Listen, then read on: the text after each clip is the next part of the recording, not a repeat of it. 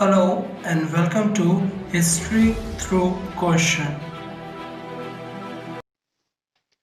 Today's topic is advent of European powers okay. तो अगर हम देखें it is not always easy कि हम डिस्टिंग्विश कर पाए क्लियरली कि कहाँ से एक पीरियड एंड हो रहा है और कहाँ से दूसरा पीरियड बिगिन हो रहा है। जैसे कोई एक ए पीरियड है, कहाँ पे वो एंड हो रहा है और बी पीरियड कहाँ से बिगिन हो रहा है। So there is no clearly distinguish कि एक डेट कोई भी ऐसा नहीं होगा जिससे हम बता पाए कि एक पीरियड ए जो पीरियड है वो इस दिन एंड हुआ है और बी पीरियड वहां से स्टार्ट हुआ है। सो अगर हम देखें, so if we think of the history of modern India, अगर हम देखें as a beginning with the advent of Europeans, तो हमें देखना पड़ेगा we need to go back to the medieval period. Okay, that is हमें 15th सेंचुरी के बारे में जानना होगा, उसके बारे में। Then indeed to a time even before Mughals came and established their empire. Okay, now अगर हम देखें तो लैंडिंग ऑफ द पोर्चुगीज थी, landing of Portuguese that comes under the leadership of Vasco da Gama, जो कि कैलिकट में आए थे। ओके, और इनका जो किस टाइम पीरियड में आए थे, by the close of 15th century. Okay, 15th century के क्लोज में आए थे। वो कंसिडर किया जाता है टू बी लैंडमार्क, ठीक है, ये लैंडमार्क इवेंट है in the history of the India's maritime trade. India's maritime trade, okay, with their arrival on the Indian soil. उसके बाद क्या हुआ, it was followed by the advent of other Europeans, फिर other Europeans companies आने लगे थे। और result क्या हुआ, result it leading to monopolization, monopolization of the Indian coastal. एक तो इंडियन कोस्ट क्या हो गए, मोनोपोलाइज होने लगे, स्टार्ट होने लगे मोनोपोलाइजेशन उनका। एंड द मैरीटाइम ट्रेड, और मैरीटाइम जो ट्रेड था उस पर भी काफी इन्फ्लुएंस हो गया, और तरीके से वो भी स्टार्ट मोनोपोलाइजिंग हो गए थे by the Europeans. These are all the reflections of the same जब वो आए थे। Okay, first in line the Portuguese in India.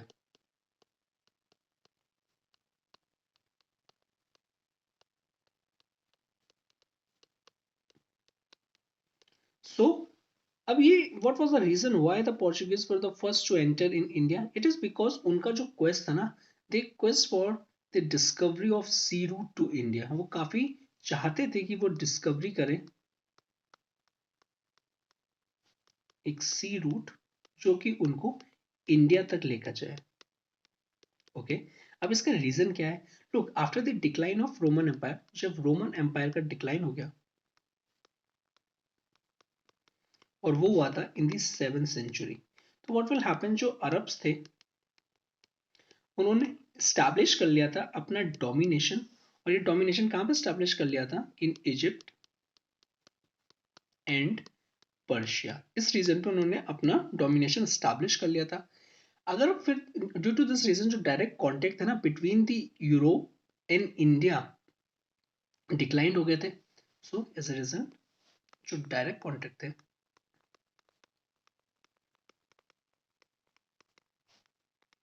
Between the Europeans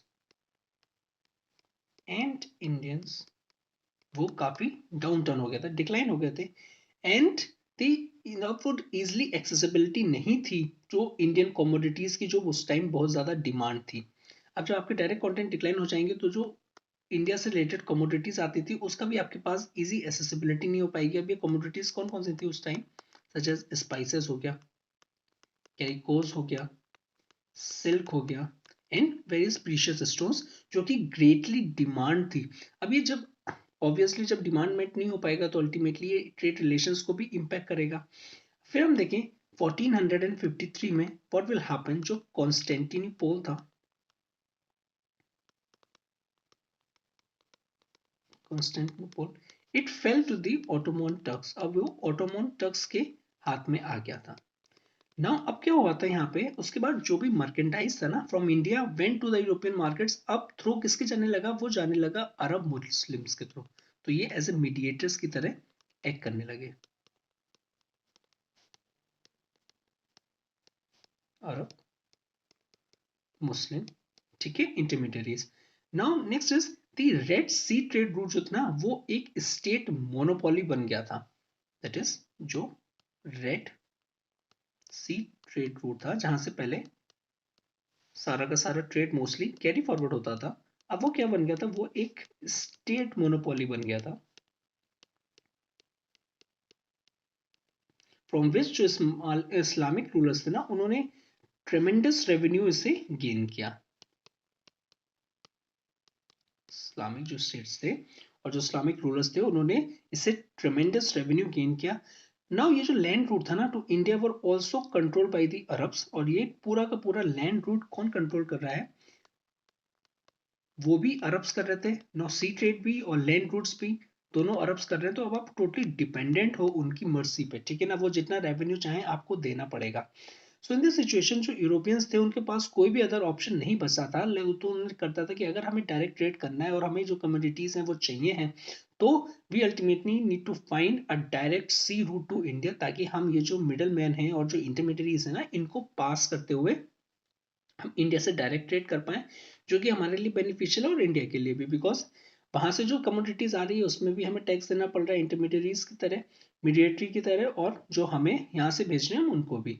तो 15th सेंचुरी अब क्या हुआ था, अब यूरोप में ये बात चल रही है कि हमें डिस्कवर करना चाहिए direct sea route to India. तो 15th सेंचुरी में जो यूरोप था ना it was gripped by the spirit of Renaissance, वहां पे रेनेसा चल रहा था, रेनेसा पीरियड चल रहा था, और रेनेसा सिंपली मीन्स रीबर्थ, जो कि उसका with its call for the explorations, जो कि बात कर रहा था कि हम एक्सप्लोर करें। And due to Renaissance there are large number of discoveries take place, काफी डिस्कवरीज हुई, ओके। अमंग देम जो ग्रेट डिस्कवरीज थी ना that was the art of ship making.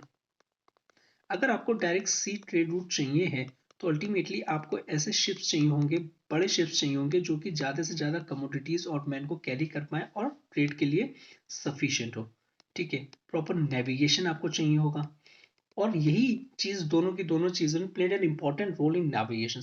Hence there was an eagerness थी कि all over Europe for the adventurous sea voyages to reach the unknown corners of the east, कैसे भी हम जगह जगह और जगह पहुंचे, ठीक है ना, और ये तब हुआ जब रेनेसेंस का पीरियड चल रहा था। Now next is the economic development. अब यूरोप में क्या हो रहा था, काफी इकोनॉमिक डेवलपमेंट हो रहा था, sorry, of many regions of Europe, और वो भी बहुत ज्यादा प्रोग्रेसिंग था,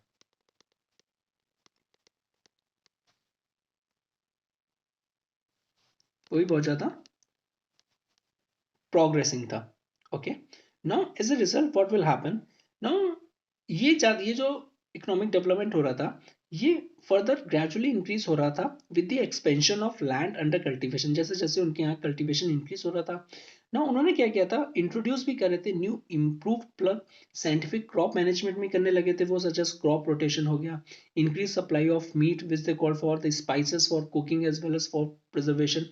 नो प्रोस्पेरिटी भी काफी ज्यादा बढ़ गई थी उस टाइम यूरोप की, also grew, and with it जो डिमांड थी ना ओरिएंटल लग्जरी गुड्स की वो भी इंक्रीज हो गई थी, और जो लग्जरी गुड्स का इंडिया एक बहुत ज्यादा क्या था, एक्सपोर्टर था। तो जब आपका ओरिएंटल चीज की जो डिमांड थी वो भी इंक्रीज हो गई थी, so what will happen, जो वेनिस और जेनोआ थे which had earlier prospered through trade in the oriental goods, अब वो काफी ज्यादा स्मॉल हो गए थे to take on the mighty Ottoman Turks or to take up any major explorations on their own, that is जो Venice थे and Genoa जो कि अर्लियर प्रॉस्पर्ड थे through trade in the oriental goods में जो ट्रेड करते थे, अब वो काफी स्मॉल हो गए थे कि वो अपने आप ही जो ऑटोमन टर्क्स जो एक मोनोपोली बना के रखा हुआ है उसको उसके ऊपर बेसिकली टेकअप कर दे और मेजर एक्सप्लोरेशन कर पाए अपने ऑन देयर ओन।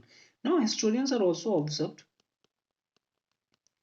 अब ऑब्जर्व दैट जो आइडिया था ना finding an ocean route to India वो एक ऑब्सेशन बन गया था, और ये किसका ऑब्सेशन बन गया था, प्रिंस हेनरी ऑफ पोर्चुगल, जिनको ये निकनेम भी कहा जाता है एज अ नेविगेटर, ठीक है। उनका ये ऑब्सेशन बन गया था कि हमें डायरेक्ट सी रूट फाइंड करना ही करना है. Now also he was also find a way to circumvent the Muslim dominations of the eastern Mediterranean and all the routes जो कि कनेक्ट कर रहे थे India to Europe. Next in line is the Pope Nicholas fifth.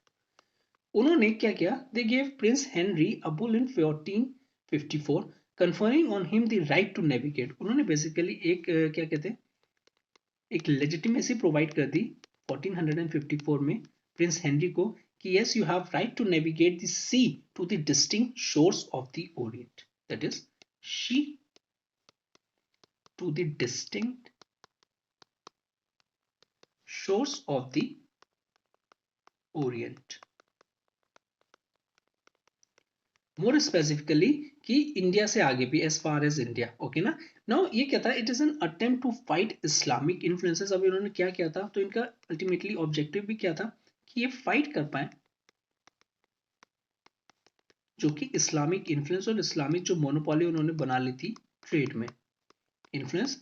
And ultimately second, एक तो वो fight कर पाए इस्लामिक इन्फ्लुएंस से और वो स्प्रेड कर पाए, स्प्रेड करें क्रिश्चियन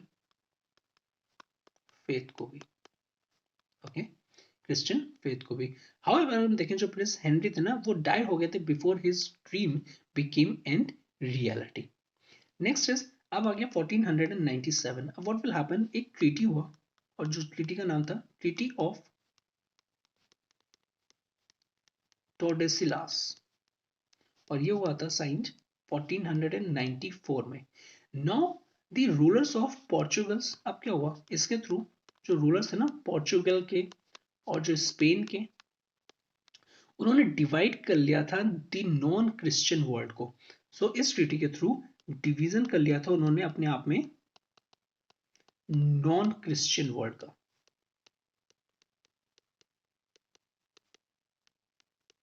ठीक है, बिटवीन देम बाय एक इमेजिनरी लाइन और जो कि कहां से पास हो रही थी?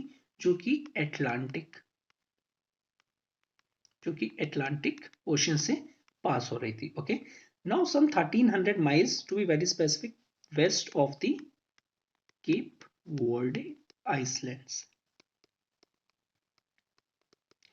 Now sorry, under this treaty अब क्या हुआ? जो पोर्चुगीज ना they would claim and occupy everything to the east of the line. अगर हम ये नॉर्मल मैप में देख लें, ये ईस्ट है तो पोर्चुगल इसके ईस्ट में सब कुछ क्लेम कर रहे थे. ठीक है ना. ऑन दी अदर हैंड जो स्पेन है by claim everything to the west. Okay, now ये जो सिचुएशन थी ना it was thus prepared by the Portuguese incursions into the waters around India. It was only in the 1487 what will happen, जो Portuguese थी the navigator उनके, that is the Bartholomew